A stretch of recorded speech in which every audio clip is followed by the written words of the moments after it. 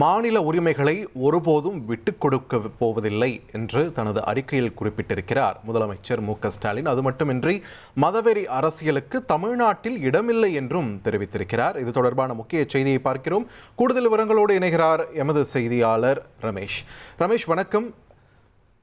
முதலமைச்சர் மு.க.ஸ்டாலின் திமுக தொண்டர்களுக்கு எழுதியுள்ள கடிதத்தில் என்னென்ன விஷயங்கள் பதிவு செய்யப்பட்டிருக்கின்றன, விரிவா சொல்லுங்க. மார்ச் 9ஆம் தேதி திமுகவின் மாநில மாநாடு திருச்சியில் நடைபெற இருக்கிறது. மாநில மாநாட்டுக்கு திமுக தொண்டர்களுக்கு அழைப்பு விடுத்து முதலமைச்சர் மு.க.ஸ்டாலின் ஒரு கடிதம் எழுதியிருக்கிறார். அந்த கடிதத்துல கூட்டணி சம்பந்தமாகவும் தற்போதைய அரசியல் சூழல் சம்பந்தமாகவும் பல்வேறு விஷயங்களை குறிப்பிட்டிருக்கிறார். அதுல அரசியல் எதிரிகள் தங்கள் கட்சியின் வலிமை மீது நம்பிக்கை இல்லாமல் திமுக கூட்டணி உடையாதா என்று ஏங்கிக் கொண்டிருந்தார்கள். திமுக கூட்டணியில் இருந்து சிலர் வெளியேறி விடுவார்கள் என்றும், கூட்டணியில் இருந்து சிலர் பிரிந்து போகிறார்கள் என்றும் கனவில் கணக்கு போட்டு கற்பனை கோட்டைகளை எதிரிகள் கட்டி கொண்டிருந்தார்கள். திமுக கூட்டணியில் இருந்த சில கட்சிகளுக்கு ஆஃபர் கொடுத்தேனும் திமுக கூட்டணியை உடைத்து விடலாம் என முயற்சி செய்தார்கள். ஆனால் எதிரிகளின் கற்பனையையும் கனவுகளையும் ரசித்தபடி நாம் திமுகவின் கூட்டணியை இப்போது உறுதிப்படுத்தியிருக்கிறோம் அப்படின்னு தொண்டர்களுக்கு எழுதிய கடிதத்தில் முதலமைச்சர் குறிப்பிட்டிருப்பதை பார்க்க முடிகிறது.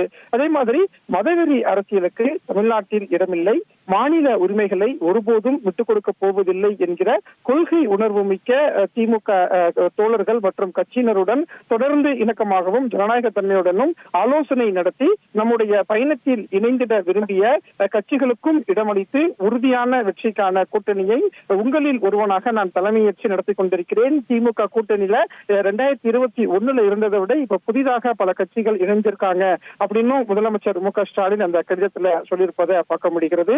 திமுகவுக்கு வாக்களித்தவர்களுக்கும் திமுகவுக்கு வாக்களிக்காதவர்கள் ஏன் திமுகவுக்கு வாக்களிக்கவில்லை என்று எண்ணக்கூடிய அளவுக்கு பல திட்டங்களை இந்த 5 ஆண்டுகள்ல செய்திருக்கிறோம் அப்படின்னு முதலமைச்சர் அந்த கடிதத்துல சொல்லியிருப்பதை பார்க்க முடிகிறது.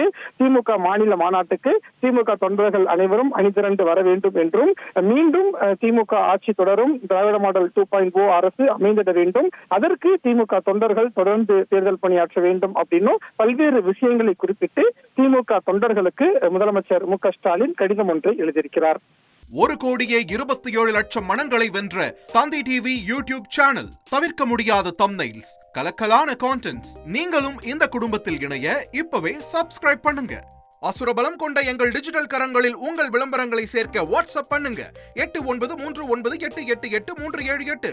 Email advtthanditv@dttv.in.